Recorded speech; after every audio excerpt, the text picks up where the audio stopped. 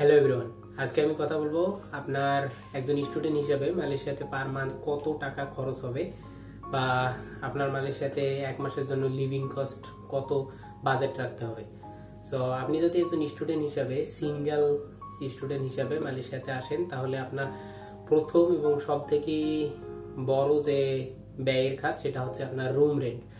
আপনি যদি একজন স্টুডেন্ট হিসেবে সিঙ্গেল রুমে থাকতে চান তাহলে আপনার প্রত্যেক মাসে রুম ভাড়া দিতে হবে 300 থেকে 400 বা 450-র মধ্যে যদি আপনি সিঙ্গেল রুমে থাকতে চান। আর যদি শেয়ার রুমে থাকতে চান তাহলে আপনার প্রত্যেক মাসে ব্যয় করতে হবে 300 থেকে 350-র মতো। এটা হচ্ছে শেয়ার রুমের জন্য। আর যদি সিঙ্গেল রুমে থাকতে চান তাহলে সেটা 300 থেকে 450 বা 500 পর্যন্ত যেতে পারে। এখানে রুমগুলো হচ্ছে 3 ধরনের রুম থাকতে পারে। একটা হচ্ছে আপনার সিঙ্গেল রুম, একটা মিডল রুম বা ডাবল রুম শেয়ার রুম যেটা বলা যায়, আর একটা হচ্ছে মাস্টার বেডরুম। এখানে মাস্টার বেডরুম নিয়েও আপনি 2 জন থাকতে পারবেন, আর যে ডাবল রুম গুলো আছে সেখানেও 2 জন থাকতে পারবেন। আর যদি সিঙ্গেল রুম নেন তাহলে একাই থাকতে পারবেন। এন্ড রুমের সাথে আপনার রুম রেন্টের সাথে যদি ইলেকট্রিসিটি অ্যাড করা থাকে তাহলে হচ্ছে আপনাকে আলাদা করে ইলেকট্রিসিটি বিল দিতে হবে না। আর যদি আপনার ইলেকট্রিসিটি বিল আলাদা থাকে, যখন আপনি রুম রেন্ট নেবেন তখন সেটা ক্লিয়ার করে নেবেন যে আপনার ইলেকট্রিসিটি বিল কি আলাদা দিতে হবে বা আরো যে ইউটিলিটিস বিলগুলো আছে এগুলো কি আপনাকে আলাদা দিতে হবে নাকি এগুলো আপনার রুম রেন্টের সাথেই। তো আমার কথা যদি বলি, আমি যে রুমে থাকি আমার সিঙ্গেল রুম অ্যাপার্টমেন্ট এবং আমার ইউটিলিটি বিল সবগুলো আমার রুম রেন্টের মধ্যেই। আমি সিঙ্গেল রুমে 400 রিঙ্গিত বা বাংলাদেশি টাকা যেটা 10,000 বা 12,000 টাকা হতে পারে, সেটা আমি রুম ভাড়া দিই। সো ফার্স্টে গেল আপনার রুম রেন্ট। তো তারপরে যেটা আসবে একজন স্টুডেন্ট হিসেবে সেটা হচ্ছে আপনার খাওয়ার খরচ। তো খাওয়া বাবদ আপনি কত টাকা বরাদ্দ রাখবেন সেটা হচ্ছে আপনার একজন স্টুডেন্টের যদি নর্মাল সে নিজে রান্না করে খায় তাহলে হচ্ছে 150 থেকে 200 রিঙ্গিতের মধ্যেই হয়ে যাওয়ার কথা। কারণ আপনি যদি মান্থলি খরচ করেন, এখানে হচ্ছে চাল আপনি প্রথমেই যেটা কিনবেন সেটা হচ্ছে চাল। সো এখানে 5 কেজি চাল আপনি 25 রিঙ্গিত বা 22 রিঙ্গিত 23 রিঙ্গিতে পেয়ে যাবেন। তো এটা হলো চালের। আর যদি মাংস কিনতে চান তাহলে ধরেন আপনি মুরগি খাবেন, মুরগির কেজি হচ্ছে 8 টাকা বা 9 টাকা পার কেজি। তো এইভাবে হিসাব করলে দেখা যায় যে মাসে 150 থেকে 200 রিঙ্গিত হবে আপনার খাওয়া দাওয়ার খরচ। আর যদি আপনি হোটেলে খান তাহলে আপনার হোটেলে খাইতে প্রত্যেক বেলায় আপনার খরচ হবে 7 থেকে 8 রিঙ্গিত। যদি নর্মাল কিছুও খান তাও হচ্ছে 7 থেকে 8 রিঙ্গিত প্রত্যেক বেলায় খরচ হবে। এবার আপনি যদি দিনে 2 বেলা হচ্ছে খান তাহলে হচ্ছে আপনার দিনে 15 রিঙ্গিতের মতো খরচ হয়ে যেতেছে একদিনে। তো এভাবে আপনার 30 দিন বাইরে খাইতে হবে। সেক্ষেত্রে আপনি যদি বাইরে খান তাহলে আপনার 300-350 রিঙ্গিত পর্যন্ত খরচ হয়ে যাবে।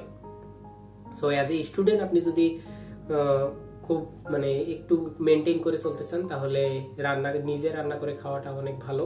এবং নিজের রান্না আর হোটেলের রান্নার থেকে নিজের রান্না একটু খারাপ হবে, হয়তো প্রথমে খাইতে আপনার কষ্ট হবে, কিন্তু আপনি যদি ধীরে ধীরে রান্নাটা শিখে যান তাহলে কিন্তু আপনার অনেক টাকা সেভ করতে পারবেন। ধরেন কোথায় 150 রিঙ্গিত আর কোথায় 300-350 রিঙ্গিত, কিন্তু অনেক ডিফারেন্স। সো প্রথমে গেল রুম রেন্ট, তারপরে হচ্ছে আপনার খাওয়া দাওয়া, আর তারপরে হচ্ছে একটা ট্রান্সপোর্ট।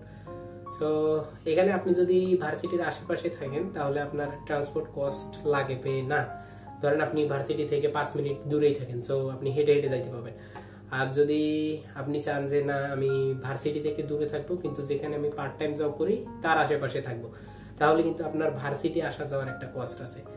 আবার যদি আপনি ভার্সিটির পাশে থাকেন, জব যদি আবার অন্য জায়গায় পান তাহলে আপনার জবে যাওয়া আসার একটা খরচ আছে। তো সেই ক্ষেত্রে মোটামুটি ট্রান্সপোর্ট কস্ট 50 রিঙ্গিত ধরা যায়। যদি আপনি মাসে 15 থেকে 20 দিনও ভার্সিটি থাকে আপনার, তাও হচ্ছে যদি পাবলিক ট্রান্সপোর্ট ইউজ করেন, কথা হচ্ছে এখানে যদি আপনি পাবলিক ট্রান্সপোর্ট ইউজ করেন তাহলে হচ্ছে আপনার 50 রিঙ্গিতের মতো খরচ হবে। আর যদি আপনি পাবলিক ট্রান্সপোর্ট ইউজ না করে যদি প্রাইভেট ট্রান্সপোর্ট যেগুলো আছে, ধরেন এখানে যেগুলো চলে পার্ট টাইম বাংলাদেশের উবারের মতো, যেমন বাংলাদেশে উবার পাঠাও যে রাইডার আছে এগুলোর মতো এখানে চলে হচ্ছে গ্র্যাব, মেক্সিস বা আর কি আছে, গ্র্যাব, মেক্সিস আছে, এয়ার এশিয়া আছে। এইগুলো হচ্ছে আপনার রাইড শেয়ারিং অ্যাপস। সো আপনি যদি এইগুলো ইউজ করেন এগুলো কিন্তু অনেক এক্সপেন্সিভ। সো আপনি যদি একটা রাইড নেন সেক্ষেত্রে আপনি যদি ধরেন 2-3 কিলোমিটার যাবেন, তা হচ্ছে আপনার 5 থেকে 7 রিঙ্গিত বা 8 রিঙ্গিত পর্যন্ত খরচ হতে যেতে পারে জাস্ট 1-2 কিলোমিটার যাওয়া আসা করার জন্য। আর এখন আপনি ভাবেন, আপনি যদি প্রাইভেট ট্রান্সপোর্টে 40 কিলোমিটারের মতো রাস্তা যাওয়া আসা করেন, ধরেন আমি যেখানে থাকি সাইবার জায়গা থেকে কেল, এটা হচ্ছে মোটামুটি 30-35 কিলোমিটার দূরে। সো আমি যদি এটা গ্র্যাব দিয়ে যাইতে চাই বা এয়ার এশিয়া দিয়ে যাইতে চাই, তাহলে আমার 40 থেকে 50 রিঙ্গিত খরচ করতে হবে। আর যদি আমি পাবলিক ট্রান্সপোর্ট মানে এমআরটি ইউজ করে যাই, তাহলে হচ্ছে আমার সর্বোচ্চ 5 রিঙ্গিত খরচ হবে। সো এখানে আপনারা অবশ্যই বুঝতে পারতেছেন যে পাবলিক ট্রান্সপোর্ট এন্ড প্রাইভেট ট্রান্সপোর্টের মধ্যে এক্সপেন্সের কতটা ডিফারেন্স।